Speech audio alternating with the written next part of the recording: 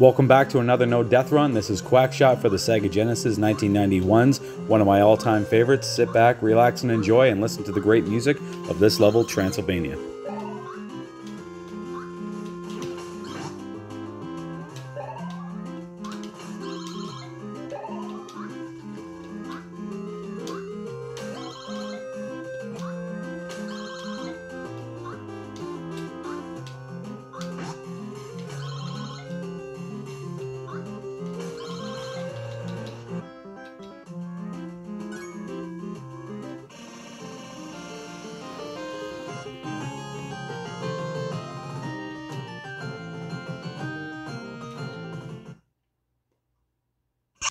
From Transylvania to Mexico.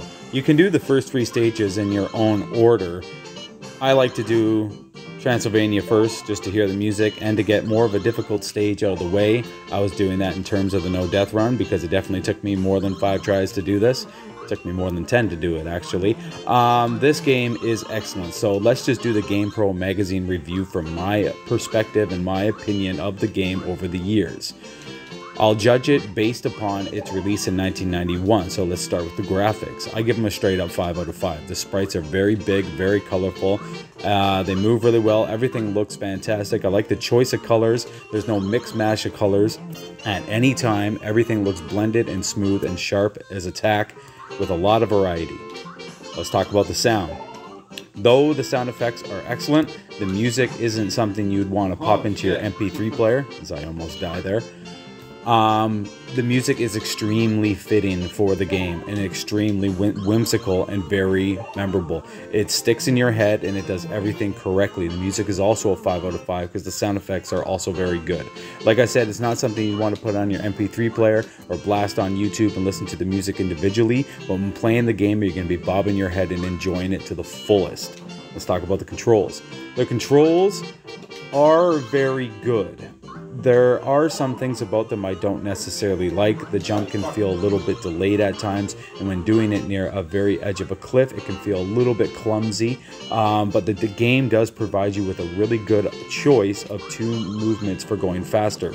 One is the A button, which I'm using right there, to make Donald kind of scurry and mosey or truck along quite a bit quicker than he would if you don't press the A button and just use the D-pad. They also provide the C button when ducking, which is a really fast slide, which is incredibly useful and very quick and just adds to the controls. Mix in all the choices with the plunger and bubble gun and popcorn, it adds a lot to the game, and the control is still about a 4.5 out of 5 for me, personally. And the fun factor, most important of all, I think, in a game is how it sits well with you, how you want to come back to it and play it. For me, it's also a 5 out of 5. It is an incredibly fun adventure game that has some sense of puzzle work. Finding particular things and going to certain locations as a sense of adventure. Everything about it is just super fun, from the music to the gameplay. Looking at the graphics, it just screams fun. It makes me like Donald Duck more than I probably even did back then. And being an early release on the Genesis, it just makes me appreciate it that much more.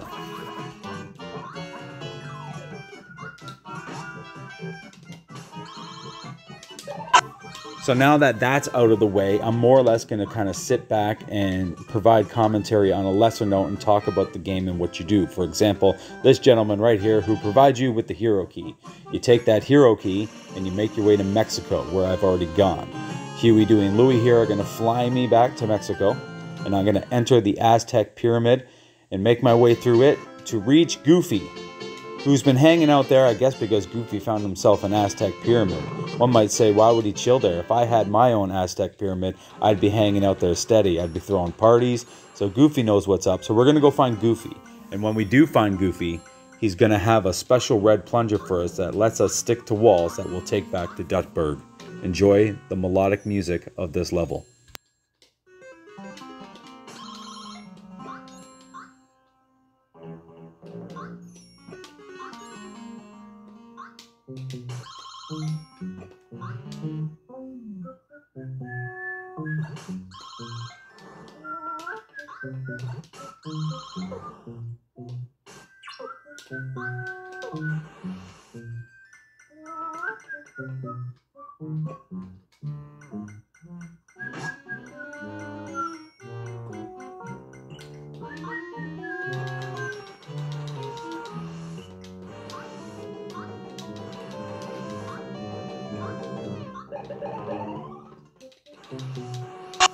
So one thing I want to bring up about the game that one could consider a bit repetitive is the game does have 3 temples and 2 forms of pyramids, an Aztec pyramid in Mexico, another pyramid in Egypt, and then a secret location later in the game which still resembles a temple. One thing I love about the game is that it provides a different look each time. Unlike, say, a crappy game like Green Dog, the Beach Surfer Dude, every temple looks identical in that game. I'm not even sure if they palette swap for color at all in that game. It's so lazy. With the temples in this game, each one looks incredibly different. They recycled the same music because it's a very calm, fitting music to match the level.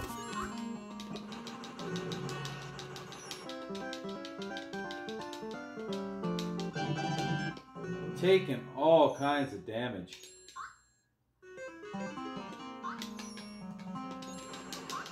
I did rush through here and take all kinds of damage, but I did leave the turkey at the start of the level on purpose. That way, if I did play clumsy or just aggressive and fast, which I did, I had a little safe net for exiting the level. I still had to survive to get there, though. I could have screwed it up, but that's easy peasy. Lemon squeezy!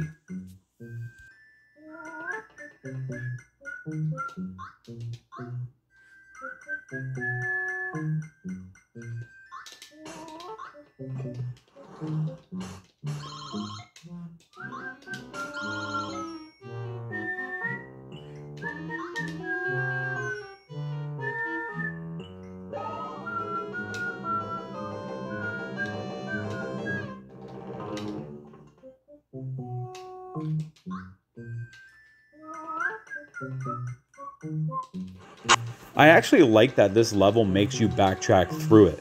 It takes less danger out of the level, but it still just adds to the adventure.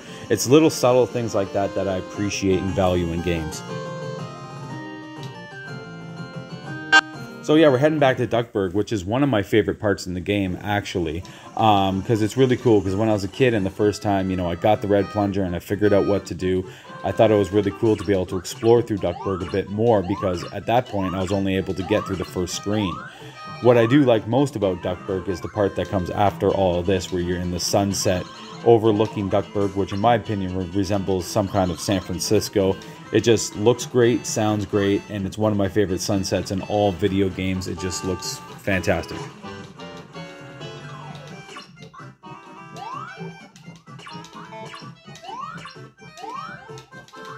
Also, Duckburg is a fine level of whimsical music that gets catchy and stuck in your head.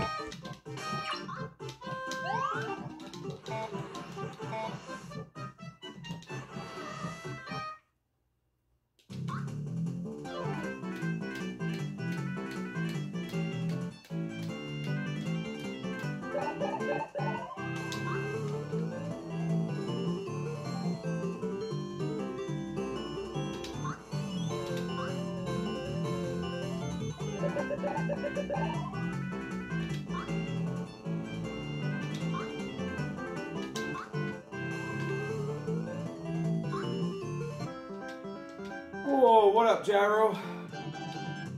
Thank you, sir, for the bubblegum. Yep, so Gyro Gear Loose, he gives you this ammo, which is called bubblegum, that you put in your cool gun that shoots plungers, corn, hey, elotes. It shoots elotes, and actually elotes or corn is the best weapon you can use in the game. But the bubblegum is very useful too, which we're going to take to Transylvania, and that allows us to open and break walls. One thing this game does have in common with not just, say, Castle of Illusion or World of Illusion for appearance and presentation, but also Ghostbusters. Ghostbusters from that era, and also 1991 released, had those big sprites, and they're both games that were done by Sega, and something about it is just, to me, very underrated. For those who haven't played QuackShot, they need to play it. Anyone I've ever spoken to who's played QuackShot or grew up with QuackShot absolutely loved this game and left its mark. Definitely a fun one. Now, is it hard? Kind of, but not really. It is an easy game because it provides unlimited continues, but it's also challenging enough that it's going to make you lose a whole bunch of men in continues as well. So definitely recommend playing it. I'd love to see more people see it through. I remember when I was watching Mike Matei and Aaron plays, and they just played the first part. It took them a while because they're new to the game, but they hung it up, or she hung it up, one of the two. They were playing together sort of, but I think she played more and he watched. But yeah, they took a while to get through Transylvania and beat Dracula, and that's where they said they would come back to the game. I get it that the game seems long, and for new people it is kind of long, but even still, upon a first playthrough, dying, using some continues, it's only going to be an hour and a half to 3 hours max. So it's not to be intimidated for length and size at all. It's just, I think that's how people perceive it, because some people might even overrate the difficulty when it comes to knowing what to do and knowing where to go. As long as you read the captions, everything is very straightforward. Now, myself as a kid didn't do all that much reading. I would just hit the button like I do in this playthrough because I know what to do now. Then it provided a lot of hints and tips that I probably would have been better off reading. And once I discovered that it gives clues and hints that really do help, I started making a point of reading, which is good for kids and dummies like me. Anyways, I'm absolutely bossed through this section right here. I do choose to take hits in a couple spots just to speed up the run. There's a lot of speed run element to this run as well, with just little things like that, because timing those jumps, you only get one opportunity to flow with that rhythm, and taking the few hits along the way also provide it to be quicker. I do that because I kind of hate this part because it is so sluggish and slow. Playing in the water feels like you're jumping on the moon. I like the change in controls. Most games, you know, they won't mix that up enough. But this one really slows it down, because it is. In water, you are much slower, and I kind of like that they did that.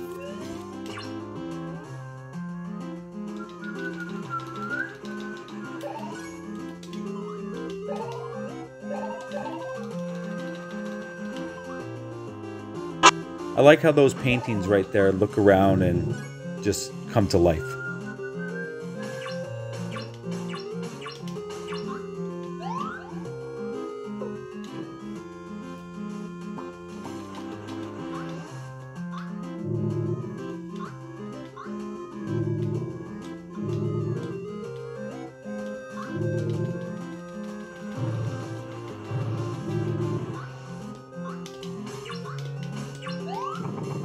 If I can provide one major tip at being good and enjoying QuackShot more when you do play it, is using both the A button to run and the C button to slide by ducking and pressing C. Newer players will coast through the levels at a much slower pace, getting hit a whole lot more. If you start to get comfortable with sliding around and jumping out of the slide, you'll start to progress through the levels in a much smoother, funner fashion. Also, don't forget that A button. Don't sleep on that button. Speeds Donald's ass up quite nicely.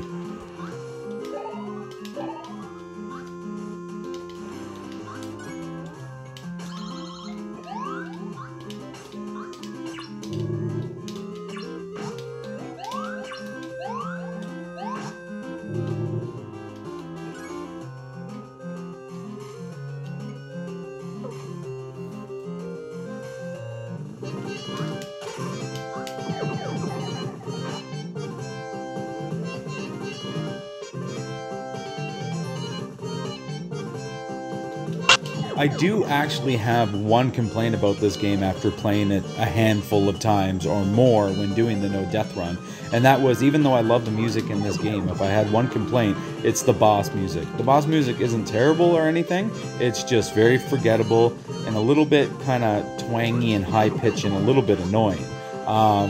That's my only complaint about it, really, and again, it's not even that bad.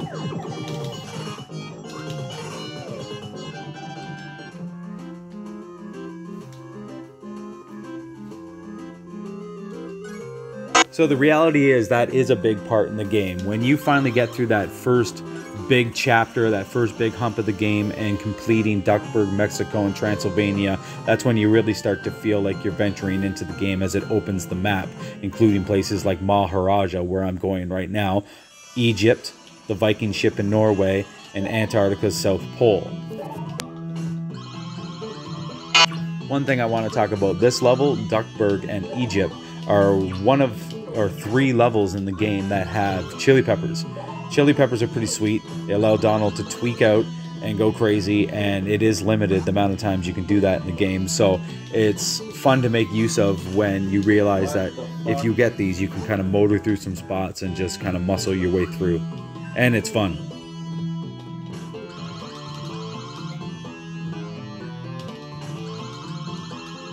Also, I come pretty close to death in this part as well. Closer than I would like, down to 2 hearts at one point.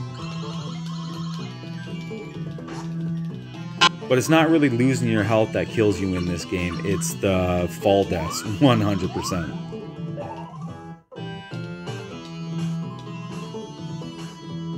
Another cool thing I like about this game is it doesn't have a difficulty setting. It's one of those games like Battletoads or Kid Chameleon that just have a set difficulty. I love games that do that.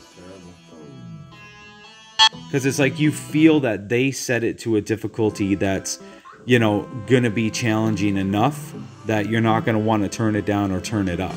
Now here we are in the Maharaja Palace where the princess presents us with a very interesting challenge. She tells us to beat her tiger, which I believe is the tiger from Jungle Book. Can't remember his name, but yeah, if you defeat him, you'll get a Sphinx tear out of her hat, which is like a secret key for another location. Love that wallpaper as well. Okay, so I just took a moment to Google it, and Shere Khan from Jungle Book is the boss of this level. Like, as a kid, I always knew it was a tiger. I wasn't sure if it was actually Shere Khan or not, but it's little things like that that are just really cool. And this maze can be kind of difficult and make you go around in circles, but of course, you know, I played the game enough times that getting through is just second nature like any other part in the game. But really cool that they include Shere Khan as a boss.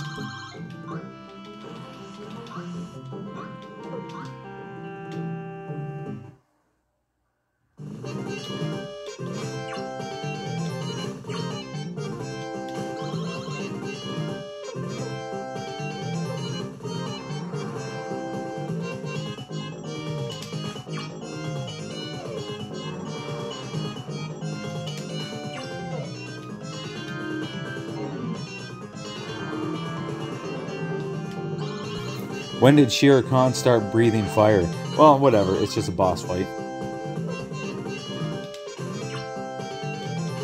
No need to overthink it or read into it, but yeah, I don't know, it's just, it's even cool that, like, you know, the game has bosses, because, like, I never thought of it as a game that was, like, known for its boss fights or anything, but it does provide, I think, 6 throughout the entire game. But again, the fun of this game comes more from the sense of adventure and exploration and figuring things out on top of the platforming in general. That's fun. So it really does mix it up, and adding the bosses just makes it all that much more enjoyable, in my opinion.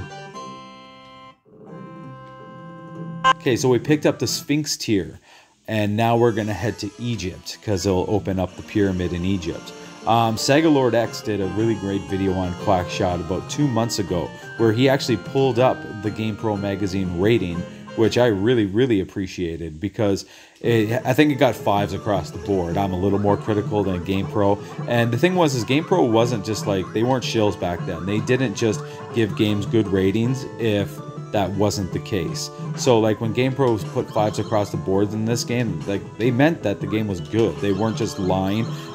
It wasn't a biased book like that. So I always valued its format and opinion. Myself a little more critical, and have played, you know, a lot of games over the years. I do see a little bit of fault in its controls, but for me, yeah, it was 5 for graphics, especially for 91. Controls 4.5, sound 5, because it's just, I'm telling you, you play this game, the music will stick in your head. It's great, and this is actually one of my favorite levels for music, so I'm gonna shut up.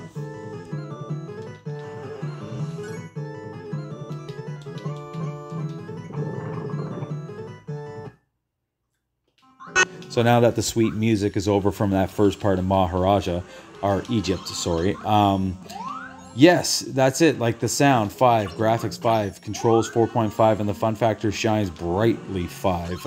It's one of those games you just got to play it for yourself to find out. Now I can see why some people might look at this and either think it's a kid's game, which it kind of is, but it's also an everybody game. Like it's not easy, it's not hard. It just plays great. Nice little shortcut here. The game actually will force you to learn this, which is kind of cool, but you won't know to do it your first try, which makes it kind of fun. So they get you with a trial and error and make you go through a difficult spot. When you come over here, there's a good chance you'll fall there. And actually, I don't even think you can make that jump. I think it forces you to fall there, so you fall down to the turkey and see the shortcut, and you're like, oh, damn, if I only knew your first run. So If you see that now, remember that you can go up there. You'll avoid the game's little troll spot. But if you don't see this spot, then you'll definitely get trolled if you ever go through that section. This is where the game definitely turns it up in difficulty for the NDR, as the jumping, like I said, isn't perfect. And with missed time, like whether you press the button too soft or too hard or too late, it can result in a very easy fall death. Very, very easy fall death. Egypt's not as bad as the South Pole or the two last levels, but it's more one of the levels where it really kind of starts to turn up the difficulty a bit.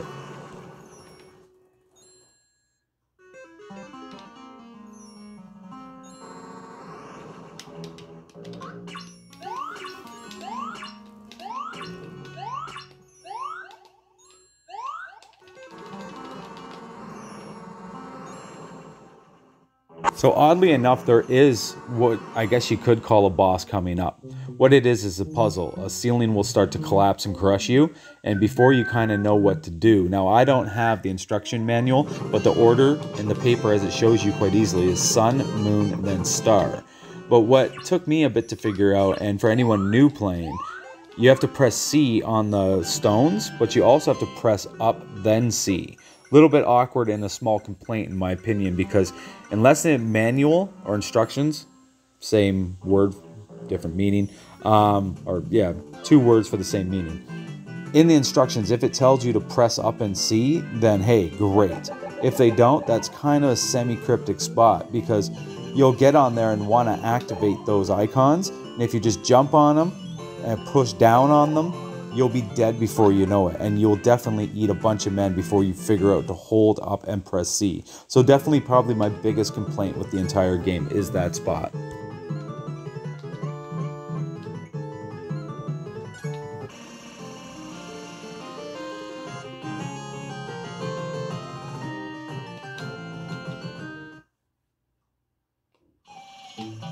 Okay, so Huey, Dewey, and Louie pick me up to bring me to the South Pole. One of my least favorite stages in the game. Like, I like the level, I like its music, it's whimsical, it's fun, it's catchy. It's a little more difficult. A lot of people along the way can start to take a lot of damage from you if you're not careful. And there's a jumping section that I won't be doing now, but later it can be very goddamn difficult.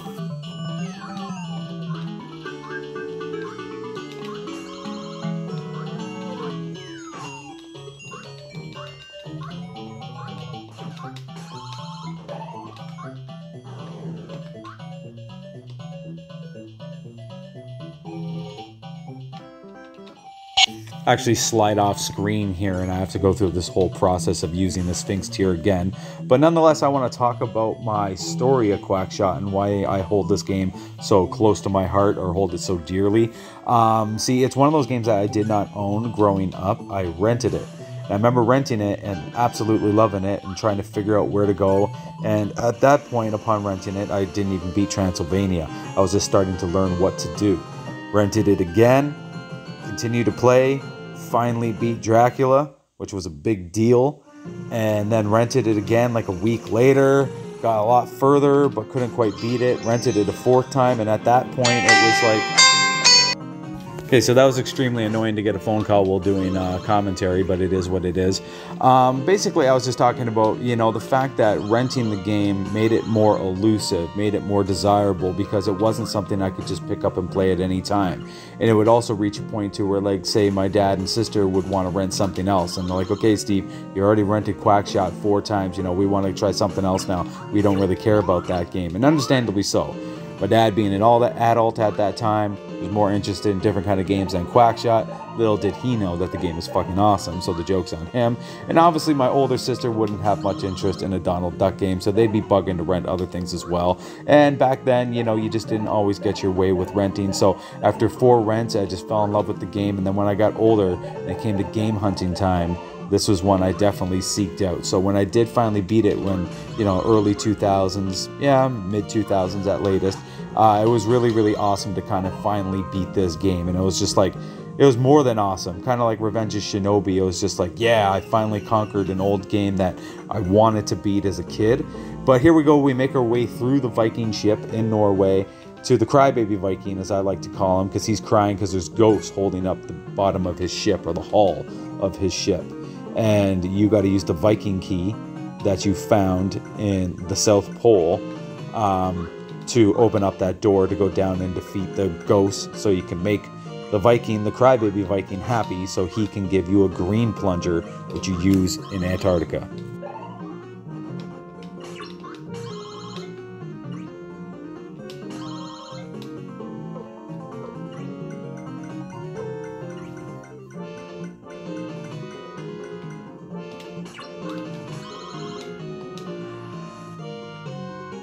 So the boss coming up can actually be pretty tricky if you walk into it not knowing what to do. After playing the game a whole bunch, I try new things, and I ended up finding like a near perfect strategy with the popcorn. Using the plunger is a very tried and true strategy as well. It just requires a well-timed place shot every single time, and seeing as long as you don't die, you're going to rack up a lot of popcorn, which makes them really easy if you're doing the NDR, because you just stand in the middle, wait for him to land, shoot him in the head, and yeah, and the head will hurt you too, so it still falls just short of your feet, so you can just stay there and kind of just do it back and forth, making him essentially the easiest boss in the game when really he's one of the harder ones.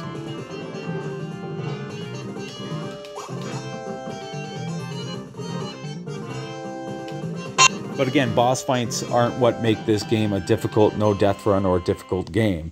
The levels themselves aren't what make it a difficult game. It's just a collective overall. Like, it does provide more than enough places to fall and die, and again, it's just all about fall deaths, really.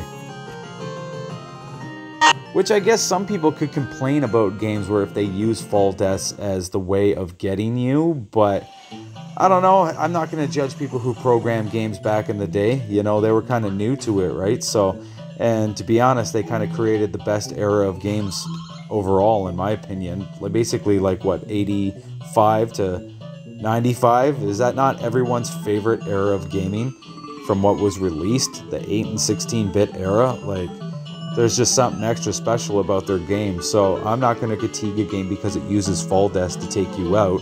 They want to make the games challenging, and that's a quick way to take you out too. Burning through a life bar can be much more difficult, and it gives you a lot of more room for air.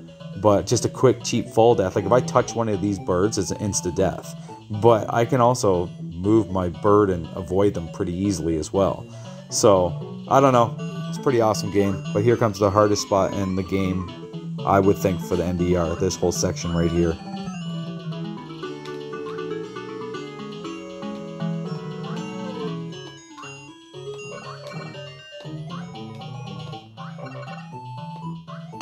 Pretty pixel perfect jumps. You want to obviously jump at the end of the ice, but you don't want to jump too late sometimes, for you'll touch the whale or come up too short. It's definitely some few very particular precise spots that are actually pretty fucking annoying. This section kind of sucks.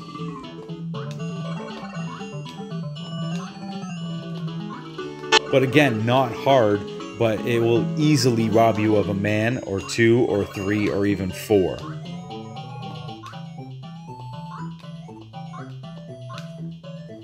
Like in a couple of my failed attempts doing this on this level when I died, I was like so frustrated because I'm like, I know it's not hard. And when I did die, I'd be like, well, watch this. I'm going to fucking play now again and just beat it my very next turn. And I would. But the irony is that it still stopped at least 2 or 3 attempts of completing the NDR on that section. So even though I would follow it up with beating it and shaking my head going, it's easy, it still got me. I'm not going to say every fucking time, but like those 3 times anyways.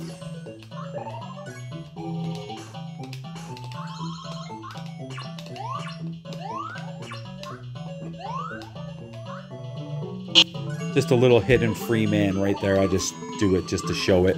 Let's bring up free men and no death runs. One of the things I like about no death runs is snubbing free men and not grabbing them because, you know, you don't need them. But also, are any of you people superstitious? For those who do no death runs, are you superstitious of them? Because sometimes I get the free men, not to be arrogant, because it's like I feel like if I pass on them, it's like I'm just creating bad luck. I'm like, oh, I said grab that free man because, you know, the game will think I'm being cocky, so I grab it. It's really stupid, but like, I don't know, it's superstitious kind of point of view. But at the same time, skipping the free man is a fun thing to do within confidence of the game and just being like, nah, I don't need it, fuck that shit, and keep moving forward, right? So it's an interesting concept. I do kind of consider this whole playthrough a speed run as well. Now, I don't click through everything insanely as fast as speedrunners would, which I always find a little bit obnoxious. Like, I don't read the dialogue, but all the dialogue included in my run. Some of the times consulting the options screen, I could limit them, but like, you know, we're talking like fractions of a second. So if I click through all of it that much quicker, I would end up being like a minute quicker. So it's like, who cares? I'd rather just play normally and not make it about being as fast as I can. You know, I'm already going for a no death run, but it's cool to make it quick, and I was happy to do it under 45 minutes. Might even have been under 44, but you know, who cares really? Okay, so yeah, as we completed the South Pole there, Big Pete, Evil Pete, always the troublemaker, always the problematic dude in that Mickey Mouse world. He had Huey, Dewey, and Louie hostage as we make our way to a hideout now, where we're going to make our way to fight Pete, which is the second last boss of the game. And actually, that really increases my love for the game, because when I first beat Pete, I was like, is it over? And long and behold, there was still more involved with the game. One more level, which to me really adds to the climax or conclusion of the game. And again, that sense of adventure that this game captures really, really well. It brings that Indiana Jones Uncharted-like shit to life. This is almost like Uncharted 2D with Donald Duck. You know, you got your gun shooting enemies, you're going through nature spots, adventuring for treasure. It's got some puzzles, it's got the platforming. It kind of is Uncharted with Donald Duck in 1991. Obviously, their inspiration would be Indiana Jones based on the hat he's even wearing, and even the jacket for that matter. I kind of want to know what came first, this or Tailspin. Because one thing I think this came first is because I'm shocked Launchpad McQuack wasn't the one flying the plane. So I think that maybe Tailspin might have even gained some like inspiration from this game, if it just so happens to be, say, 6 months to a year older than Tailspin. Maybe I'll look that up right now. Okay, so I just looked it up, and Tailspin came out in September 1990, and this game was released in December 91. So I guess it didn't draw its inspiration. This game drew its inspiration from Tailspin and Indiana Jones, perhaps. And I'm almost wondering why this game didn't become a Tailspin game starring Baloo and Kit and all them. Just ironic that two kind of adventure-style themes from, well, those different worlds? Now I'm getting confused. Okay, so Shere Khan is also in Tailspin, and it's all Disney. So how is there no, like, QuackShot / Tailspin crossover? Scrooge McDuck is in both of them. Gyro Gearhead is in both of them. Why wasn't Launchpad in this? How bizarre. And like, was Donald Duck ever in Tailspin? Like, now I'm going to start looking that up. Now the commentary is getting rich. We've talked about everything we need to talk about in Tailspin, and now we're overthinking all the bullshit and having fun with it.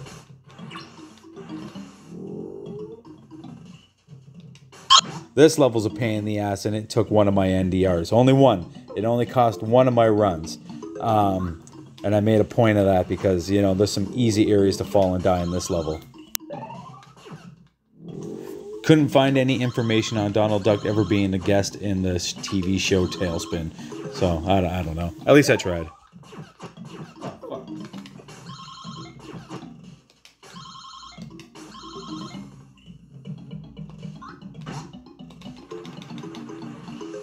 Still to this day, I don't know how to kill those dudes.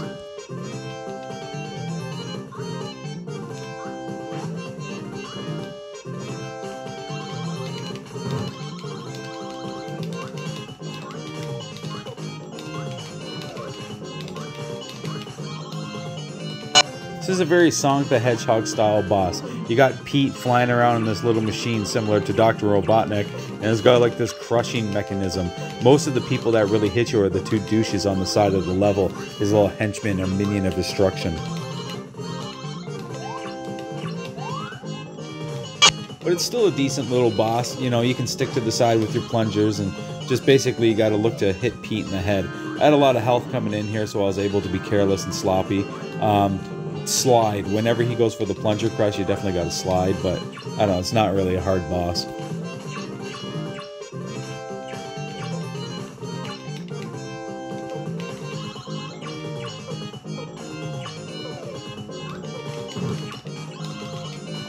Makes me just realize now that the final boss of the game actually has different boss music, and it's much better.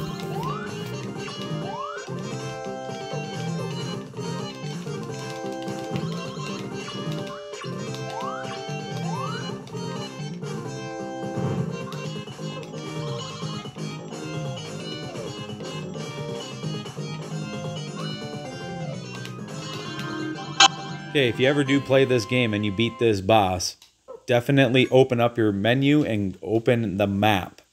That map there is the only way to end the level. You might be running around in that little boss area wondering what the hell to do.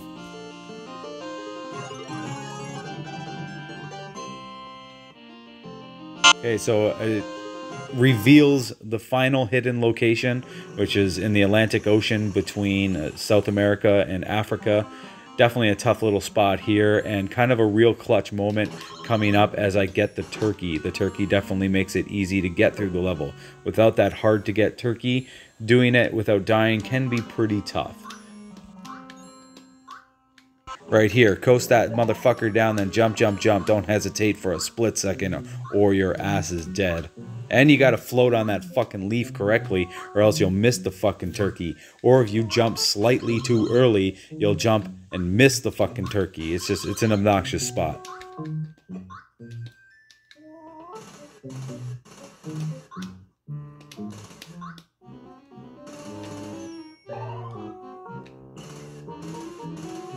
So yeah, there were a few places that ended the runs. This level ended a run. The part with those little things moving around before I fought Pete in the last level, that ended a run. The South Pole ended like 3 runs. Egypt ended 2 runs. Even Transylvania at the very start of the game ended several runs, but that's at the start, so it wasn't a big issue. So I might have did this in under 10 tries, but I don't really care how long it takes as long as I'm having fun doing it. And it's like, on a night of failure, I would maybe try 3 times max, because this game is relatively long. So if I did a half-hour run, died, did another half-hour run, died, and then one more, say even 35 minutes, well, you know, there's over an hour and a half with a couple, you know, little short breaks in between. You're wasting 2 hours a night. That's enough, you know? So, you know, it definitely took a couple hours for sure, you know, on like a good 8 or 9 failures. But that's the thing about no death runs. A couple of the reasons I do it are, well, 100%. The main reason I do it is to play the games that I love, so I can say that I've beaten the games I love without dying. That's like just a cool thing for me to be able to say. Because like I really do love like Revenge of Shinobi and QuackShot and Sonic 2, you know, Vector Man, just to name a few. Like I grew up with these games. I owned most of these games. You know, they just left that impression. So to be able to kind of, you know, fully conquer them, it's like closing a chapter on the game. It's like, you know, it's not to say that I won't play them again, because I will. Hell, honestly, doing Lion King, I could play Lion King right now. When you get that good at a game, it almost becomes more fun. Again, I never do a no death run if the process isn't a good time. This part's really cool, Indiana Jones style. I remember when I first got here, I fell a bunch because I didn't know where to go. It's 4 in a row, 1 down, then like 4 more in a row. It looks great. The color looks fantastic. It just freaks you out because you're not entirely sure where to jump. That's a harder jump too if you're not precise. But here's the final boss of the game. This dude inside of this statue wall coming to life. You know, relic hunter, treasure hunter shit. Pretty cool stuff with pretty cool boss music. But thanks for watching my No Death Run, and I'll catch you all in the next video.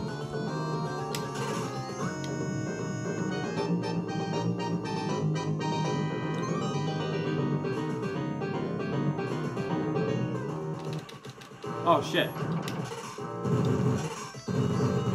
We're okay.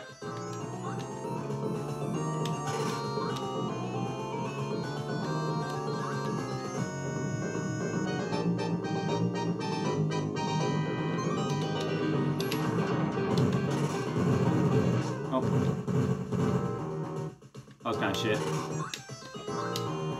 Now, I Almost don't out of know for popcorn. sure, but I have a recent theory that the bubble gum is actually the strongest weapon on him.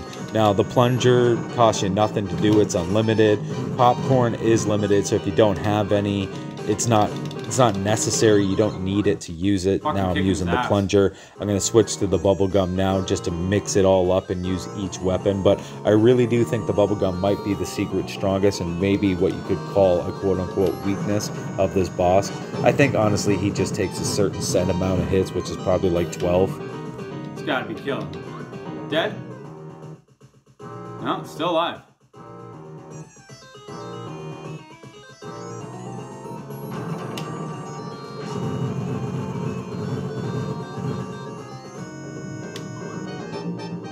Gotta be done.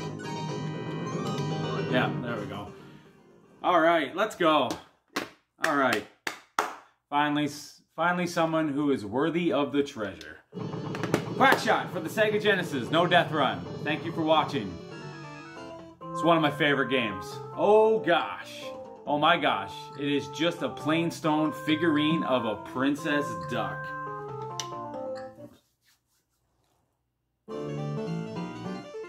Donald, it's nice to see you. Where is my present? Says Daisy. This is it, the great duck treasure of King Garzulia. This is my present? Is that all? I'm terrible at reading. Everyone knows that. Ah, there we go. A gold and jewel necklace. Thank you, Donald. So it wasn't a complete loss. She's dating Daisy. Why does one kiss make them all stir crazy? Should be used to it by now, Donald. Anyways, QuackShot for the Sega Genesis. Great game. One of my favorites of all time. Obviously one of my favorites for Genesis.